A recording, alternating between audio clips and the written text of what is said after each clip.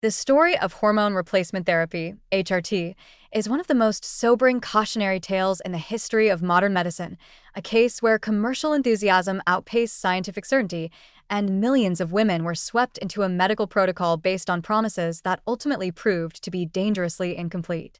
For decades, HRT was promoted as a near-universal solution to the discomforts of menopause, the fear of aging, and the specter of chronic disease. The therapy was aggressively marketed as not only safe but beneficial, touted as a way to protect women from heart disease, cognitive decline, osteoporosis, and general feminine deterioration. Yet beneath this glossy narrative was a troubling lack of long-term safety data. When large, rigorous trials eventually revealed significant risks, including a heightened likelihood of breast cancer, stroke, and blood clots, the medical community was forced into an awkward and painful reversal. By then, however, the damage had already been done.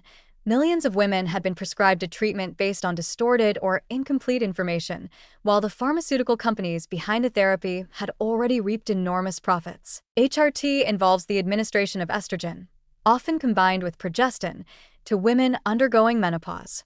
The logic seemed intuitive, since estrogen levels fall sharply during menopause, leading to symptoms like hot flashes, night sweats, and mood swings.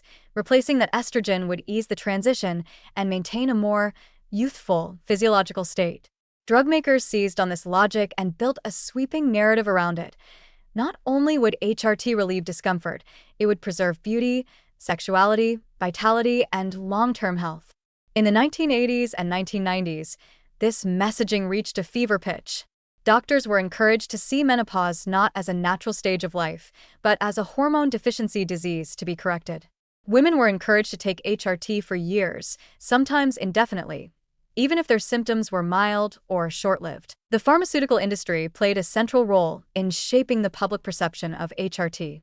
Direct-to-consumer advertising, promotional campaigns in women's magazines, sponsored medical conferences, and ghostwritten journal articles helped position HRT as not only safe but empowering. Drugs like Premarin and Prempro became household names, with prescriptions soaring well into the millions. The therapy was sold as a kind of health investment, an intervention that would not only reduce menopausal symptoms but prevent chronic illnesses like cardiovascular disease and Alzheimer's.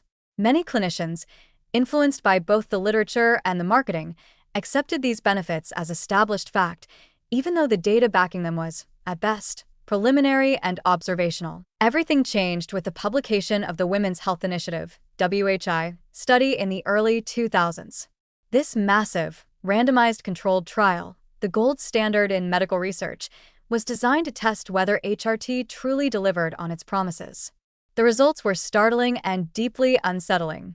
Far from reducing risk, HRT was found to significantly increase the risk of breast cancer, heart disease, stroke, and blood clots in the women receiving it.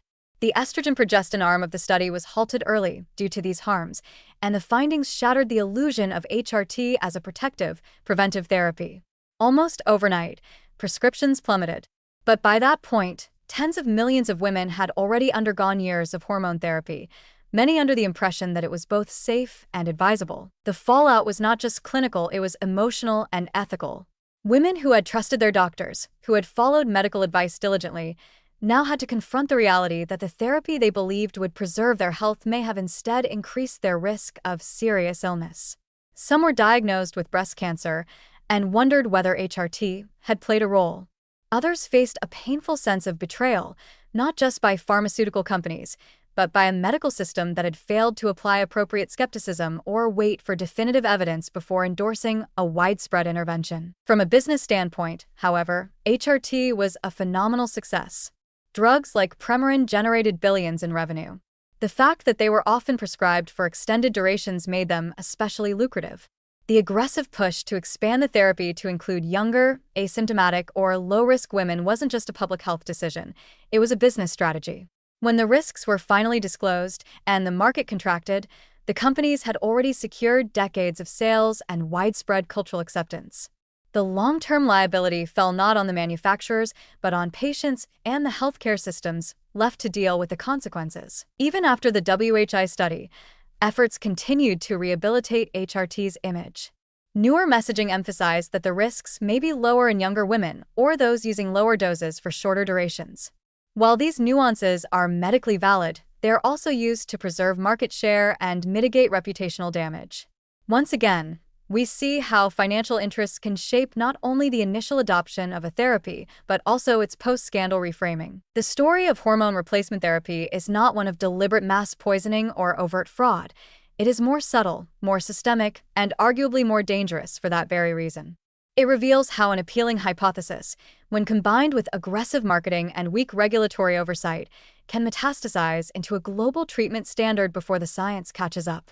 It reminds us that benefit in medicine must always be weighed against risk, and that true informed consent is impossible when that risk is minimized or concealed in service of commercial goals. Perhaps most tragically, the HRT saga has made many women justifiably wary of medical advice, especially around menopause, a stage of life that still suffers from inadequate research, attention, and compassion. The legacy of the HRT boom is not just medical harm or lost trust, but a deep and lingering skepticism about whether the healthcare system genuinely serves patients or primarily caters to profit. It is a skepticism well-earned, and one that future therapies will need to answer with greater humility and transparency.